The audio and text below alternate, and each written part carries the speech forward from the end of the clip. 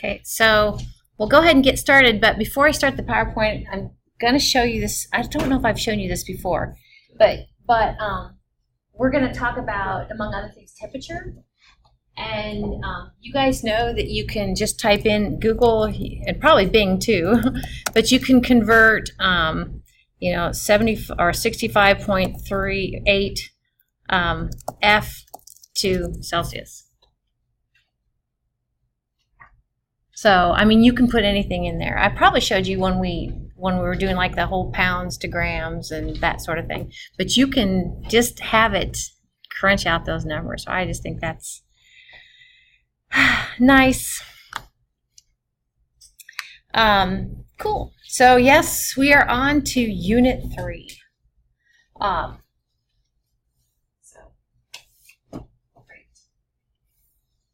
Trying to think of something clever. I keep talking about I'm fixated on the whole last child at Iowa State, but she's taken this class and oh my gosh, they went so fast. Like everything we've covered so far, including this unit of material, is what she had her last test on. So anyway, so thermodynamics now, one thing about it is oftentimes in high school and maybe in your intro Gen Chem class, you didn't cover this subject. So sometimes I'll bump up against students who do well and understand everything else, but they hit thermodynamics and they're like, now what? How does that work? So if it feels a little bit odd to you, just kind of roll with it, read your textbook, go back over your notes. But in general, thermodynamics is we're tracking the invisible. Now, how cool is that? Okay, we're tracking energy, specifically thermal energy that we can't see.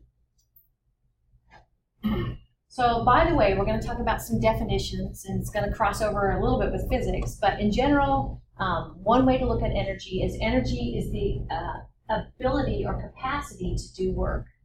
Okay, to do work and or to transfer heat from you to somebody else. You have energy. Energy-wise, you probably heard of potential energy and kinetic energy. So it's the same thing if you've run into this before as it is in chemistry, as it is in physics, physical science. Potential energy is stored energy. Usually potential energy can be thought of in some cases as the energy associated with the position. Kinetic energy is the energy associated with motion. And as you know, and we're going to see an example of this, energy can go back and forth between these two forms: potential energy, stored energy, kinetic energy, energy associated with motion, as is being done here. So I ordered some. I opened up my stylus that wasn't working. Actually, Miss Barb opened it up, and it has quadruple A batteries. I've never seen such a thing. So, yes, I've ordered some through Amazon. They'll be here Monday. So up here, we have this water falling downward. So up here it has lots of potential energy, PE for potential energy. What happens to its speed as it falls down? It goes faster and faster. So down here, right before it hits the ground, it has lots of KE, kinetic energy. And actually, as it nears the ground, it has lots of kinetic energy. Basically, I'll go ahead and put 0 PE for potential energy. And up here, as it starts from a velocity of 0, it has basically 0 kinetic energy. So that's the sort of thing that we have going on with regard to potential energy and kinetic energy. This is a similar thing. We have water at a high position up here, lots of potential energy. It falls down. The caption then says actually the motion, the high kinetic energy, it's run through turbines and converted into electrical energy. How cool is that? So that's kind of a background about energy. So kind of keep that in mind. We need to talk units of energy. The English unit, English metric? Yeah, the English unit of energy would be the calorie. This actually is kind of a cool, no pun intended, thing where if you read the description of a calorie, you take specifically 1 gram of water, 1 gram of H2O, Specifically, that water is at a temperature of 14.5 degrees Celsius. You raise it up 1 degree Celsius to 15.5. And in doing so, the energy you had to zap it with in order to accomplish that temperature change was 1 calorie. Okay. Now that's the old way of defining a calorie. Now, actually, a calorie here in a minute, you're going to see is related to the metric unit of a joule. So joules now are the metric unit. And I have an equivalency statement for you here in a minute, but you're going to want to remember 1 calorie is exactly equal to 4.184 joules. And it's kind of like, it reminds me of the whole inch centimeter thing. I'll put exact there. It's by definition. Now calories have another twist to them. They're the candy bar calories. You know, if you flip the Snickers over, it will say how many calories are you going to ingest. And the Snickers calories are what we call dietary calories. Okay, this calorie we're going to be working with is a thermodynamic calorie, and you're going to want to be able to differentiate the two. I think the homework that's going to be due on Monday actually kind of talks you through some of that. First off, we use a lowercase calorie, just kind of like I did up here, a lowercase CAL for the thermodynamic calorie. The fancy candy calorie has a capital C. Okay. Actually, and you can see that the candy bar calorie, the big C, is bigger than the thermodynamic calorie. So they are offset by a factor of 1,000. I have an equivalency statement coming up for you. So joule is the metric unit of energy. And one of the things I remember a long time ago doing in physics was to take an object and to set it in motion, and you can actually calculate the kinetic energy of that object, and it's coming up on the next slide, is equal to 1/2 mv squared. Okay? So by definition, somebody can go ahead and calibrate their little energy meters. I don't think that's how they do it. But if they take a little 2 kilogram object and they set it in motion, moving at a speed of 1 meter per second, which is pretty fast, 1 meter per second.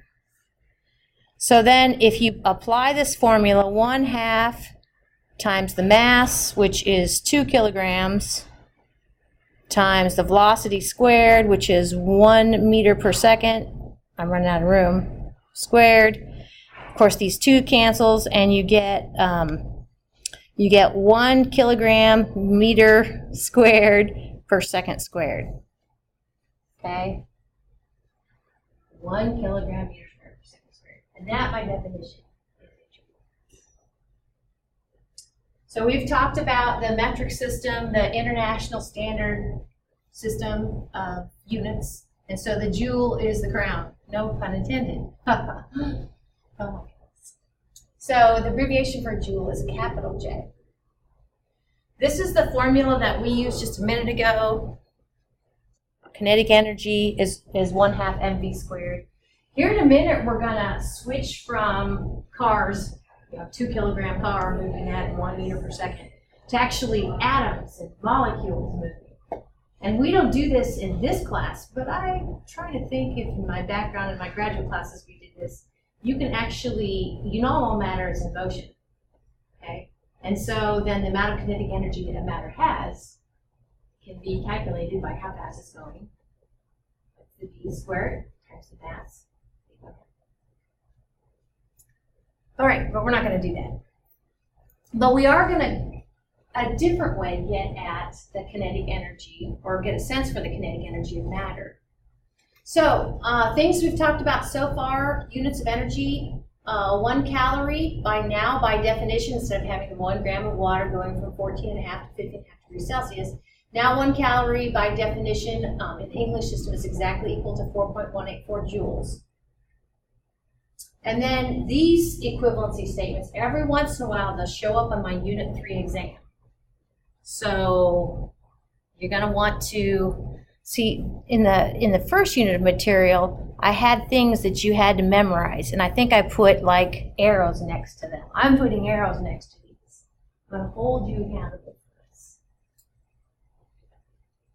Find your way around the thermodynamic calorie, lowercase c. So 1,000 thermodynamic calories is exactly equal to 1 dietary calorie, 1 Snickers calorie. Cool. So we're going to revisit, in fact, you're going to see the slide that you've seen before, the whole fact that all matter is in motion. And just a minute ago, I said motion is related to kinetic energy of that object. Okay. So one of the things is I'm going to insert temperature here in a minute. And I'm going to try to convince you that thermal energy and heat are synonyms. Thermal energy, the amount of thermal energy an object has, and heat, the amount of heat something has.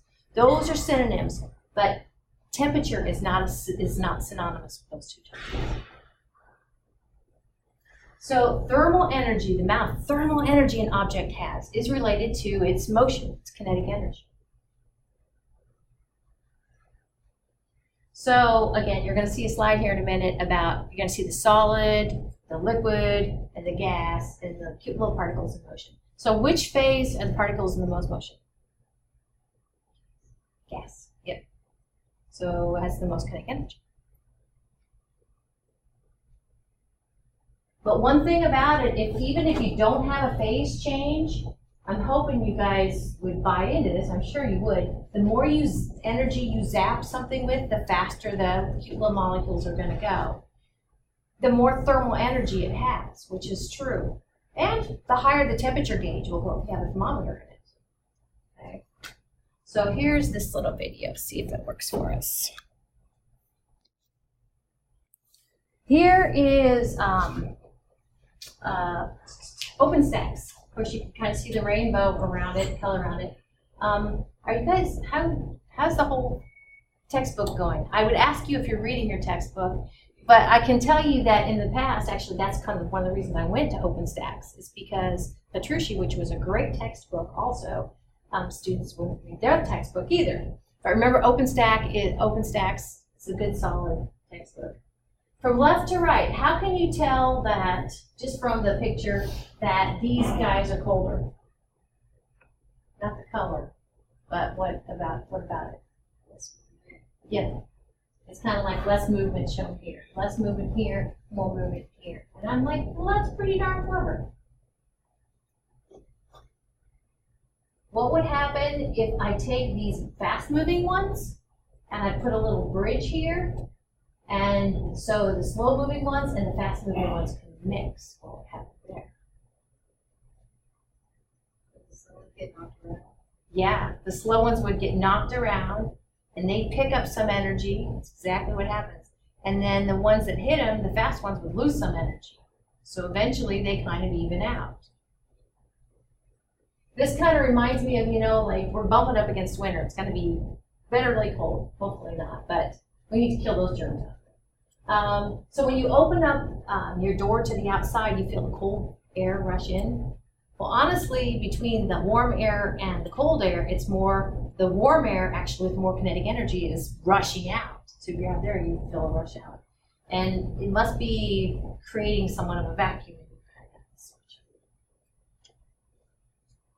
Speaking of, it's not until Chem 2 that we talk more about spontaneity. But if somebody's spontaneous, that means they just do it, right? Some of you are spontaneous. You just do it, okay? So one of the things temperature can't tell you in that thermometer. It can't tell you how much thermal energy that object has that it's measuring. But it can tell you, just like the slide a minute ago, it can tell you that in the case you told me a minute ago, that those hot ones are going to go and crowd in on the cold ones. They're going to bump up against, they're going to kind of come to a sort of equilibrium. So that will happen spontaneously. There's no intelligent reason required, and we know that the direction that heat is going to flow. So as I said, heat and thermal energy heat, thermal energy, okay? It's not the same thing as what your thermometer is reading.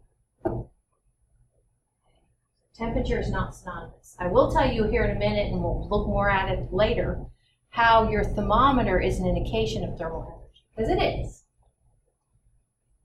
So temperature, what your thermometer reads, is an intensive property. And students, I've heard over the years, have some really good ideas how to remember that. The way I remember intensive is it's independent of what? Starts with letter A. Amount, yep. I can't spell, but you'll have to just assume that's the word amount. Temperature is independent of amount. So, you know, we have a cup of water at 100 Fahrenheit, and we have a bathtub of water at 100 degrees Fahrenheit. You know, our temperatures, our thermometers say the same thing. It's independent of amount. But thermal energy, heat, like that Cookie Monster. So if I have a cup of water at 100 and a bathtub of water at 100, which one has more thermal energy? The bathtub. Why?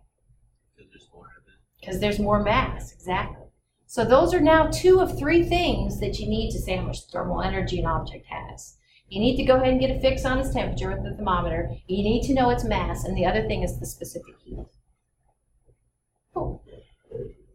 3 quantities, temperature, mass, and specific heat. We'll be talking more about specific heat next week. We're talking about spontaneous flow of heat from something that's hot to something that's cold. And I've got a video here and then a little still image. I think this has sound. I should check my sound. This is the only one with sound. So listen closely.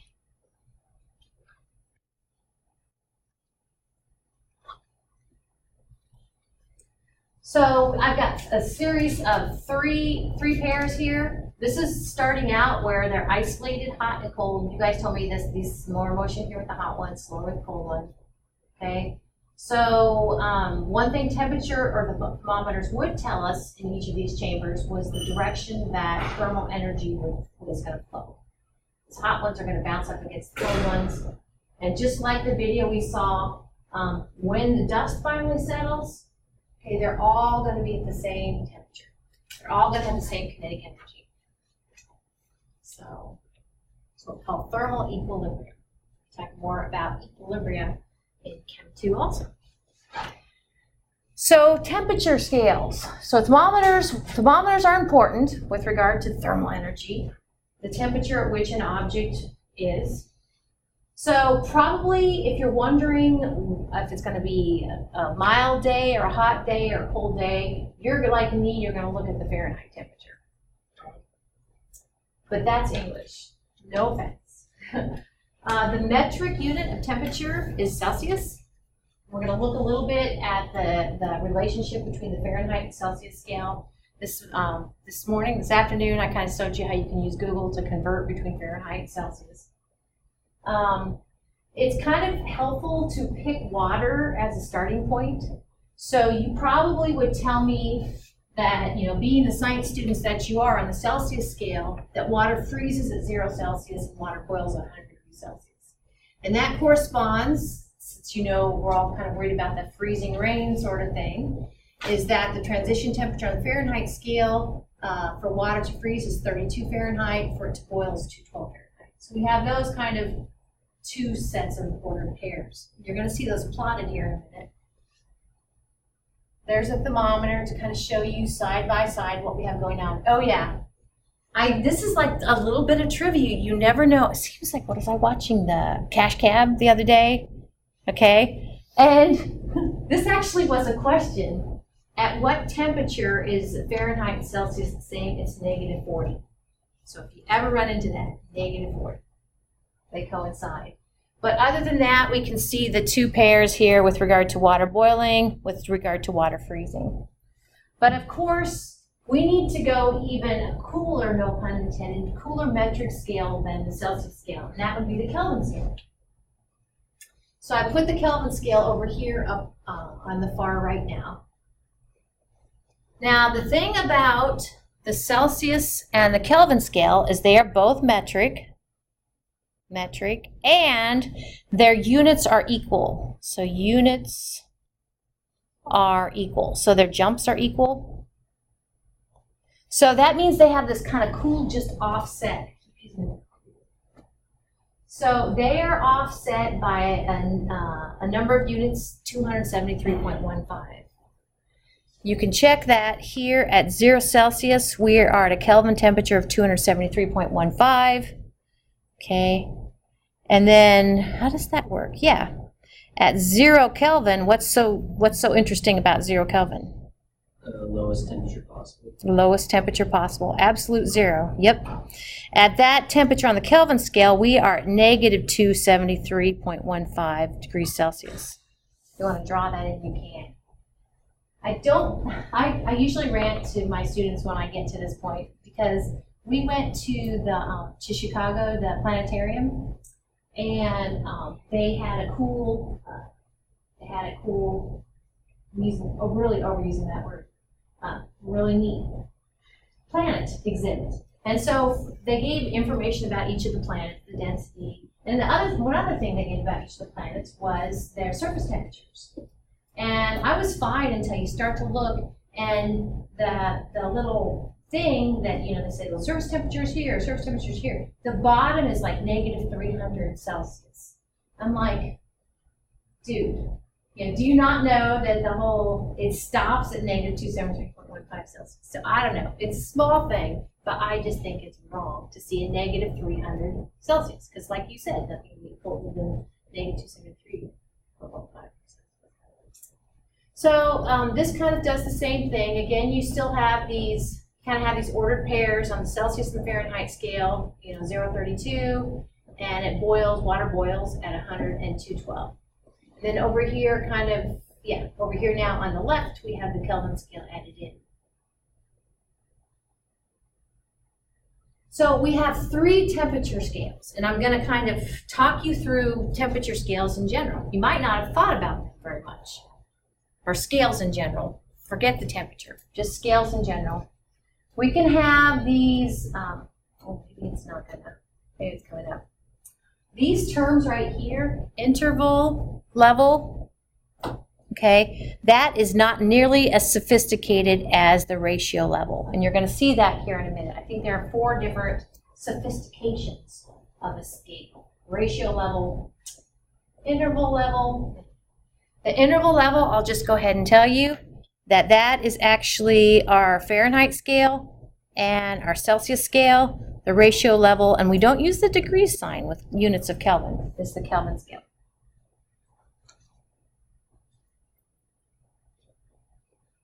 Yeah, so here's our list of sophistication.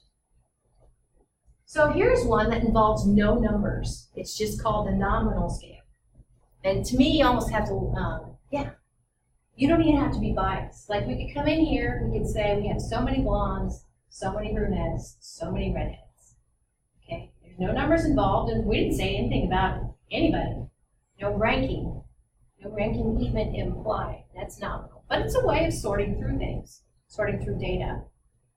Then we could take non-numeric data just like that and have some sort of implied ranking. So I don't want to get anybody mad at me, right? So you could say that somebody did some sort of tracking of the hair color versus their intelligence, whatever, right?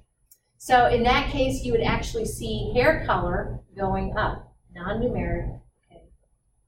Non-numeric as far as the hair color, but there's some implied ranking. Interval, now I told you a minute ago that the Celsius and Fahrenheit was the interval sort of measurement. Okay, interval. Now with Celsius and Fahrenheit temperature scales, we've got numbers. 32 is different than 0, is different than 100, is different than 212. But the thing is, if you look at 0 on the Celsius and 0 on the Fahrenheit, it's just another number. Another number, it happens to be, well, I'm trying to think. The Fahrenheit scale, I think it was the temperature at which brine saltwater froze.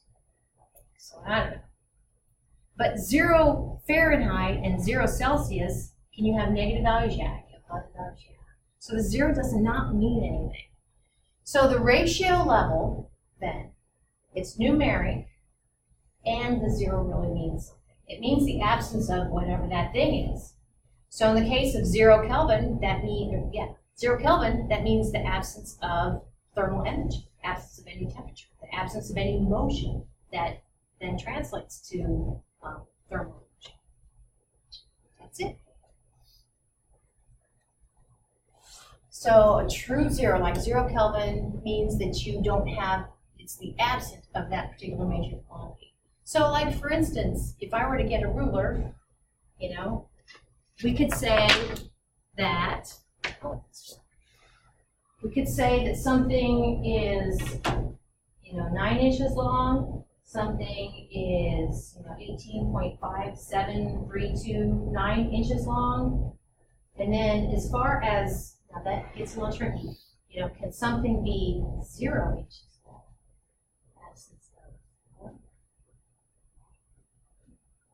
All that has mass and occupied space. So, it sounds like an Einstein thing. An object can't have 0 length. But can an object have 0 speed?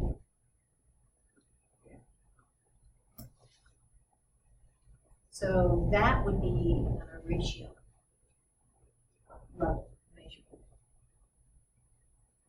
So if we take speed, for instance, if you're going 0 miles per second, you're also going 0 kilometers per hour. It's 0. You're not moving. Absence of motion. This was the plot I was alluding to a while back. So we have 2 data points, and they correspond to the freezing point temperature of water and the boiling point temperature of water. So if we kind of wanted, it's kind of like your calibration curves that you guys have drawn before, if we want to know kind of the relationship between, this is Celsius and Fahrenheit, we could find it on the line there. Like if we had, 50 degrees Celsius, we could come up here and we could come up where it intersects and go over here and see what the, oops, sorry, I should have gone over a little bit farther. See what it is on the Fahrenheit scale. And for any straight line, you can write an equation. And the equation for this, y is equal to mx plus b. The y would be our Fahrenheit is equal to the slope, which is 1.8 times whatever x is, plus the y-intercept, which is 32. So the slope of that line actually then just leads us to this equation right here. This is to say that if you have Celsius, you plug the Celsius in there and you get Fahrenheit. If you have Fahrenheit, you plug the Fahrenheit in there and you get Celsius. That's the way you go back and forth. Either that or Google it. Can we Google it on test? No. Not unless, I wonder what teachers are going to do when students have a Google in their eyes. You know what I mean? It's coming. The Google glasses, maybe that's what it is, where you can kind of tell your glasses to do something. So I have a couple of examples. So this one is where we are going, we have the Celsius temperature, we're going to Fahrenheit. So we'll plug that Celsius temperature in here, and it looks like this. Now, the thing about this is, where this is your Celsius temperature. So the degrees Fahrenheit is equal to 1.8 times 25, which is your Celsius, plus the offset, which is 32. There's a few things about this that drives me nuts. You can't really use factor length. You just gotta plug and chug and slap the units on, which is degrees Fahrenheit. The other thing is, well, I have a slide to kind of tell you that the 1.8 and 32 are exact, so they bring no uncertainty. But I do not like it when you're multiplying and adding. It just drives me nuts. So let's do another example where we know the Fahrenheit temperature and we want Celsius. So we take this Fahrenheit temperature, 98.6, we go ahead in the numerator and subtract 32, and then we divide by 1.8. So Celsius is equal to 98.6 minus 32, quantity in the numerator, divided by 1.8. Give ourselves 3 significant figures, because this is exact. Well, I usually do this, don't I? And this is exact. So this is kind of what's driving the 3 sig figs. I guess it's not too bad. So that's your Celsius temperature from Fahrenheit. And you do have some homework that's due for Monday. Did I say this? When I gave you back your homework today, because I told you there was a few mistakes here and there in my homework, and I caught it on somebody's homework, but not everybody else's, where actually I had rounded incorrectly. So it was kind of telling. So those of you who followed me and those of you who didn't. So just make sure that you're ready for the test on Wednesday. Okay, Kelvin temperature scale, the most sophisticated one. Ratio level where 0 actually means something, numeric, obviously. You guys told me the 0 on the Kelvin scale is the lowest temperature that anything can be. I kind of look at it this way, that all matter is in motion, and then at 0, motion stops. So 0 Kelvin anyway, so all molecular motion stops, thus there's 0 thermal energy. Now, of the conversions, the whole Celsius to Fahrenheit, I really don't care. I mean, I don't think I have, and I will double check that you won't have a Celsius to Fahrenheit on your test. You will not have a Celsius to Fahrenheit on your test, nor will you have the Fahrenheit to Celsius on your test. So don't go and get that down and say, I'm ready for my test. But you might have one of these on your test. Because these actually in chemistry, we run into a lot of metric to metric conversions, Celsius to Kelvin, Kelvin to Celsius. We do a lot. And sometimes I have to concentrate. Is it add or subtract? I have to concentrate to know which way to do it. So I'm talking very fast today because I know in my last class I went through like 40 slides. So I apologize for very fast, but I'm not going to go on to the next part. So that does it for today. These what we do. A little bit of factor labels for some of these problems. Be good.